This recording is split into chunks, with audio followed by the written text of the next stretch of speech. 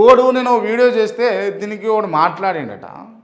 నాకు ఇద్దరు వ్యక్తులు పంపించారు.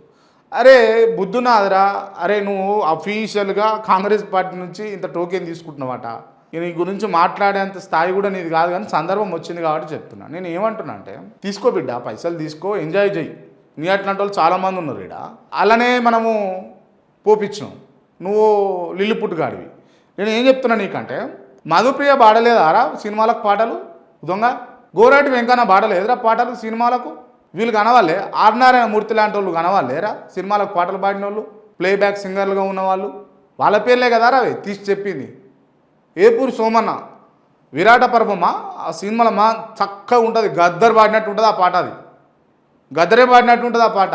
ఒకసారి నువ్వు ఓలచ్చ గుమ్మడి సాంగ్. వీళ్ళు కాదురా అరే, అరే నీకు ఇచ్చే 5 రూపాయలకు 10 రూపాయలకు కక్కుర్తి పడి తెలంగాణ సమాజాన్ని అంతా డైవర్షన్ చేసి మాట్లాడకరా.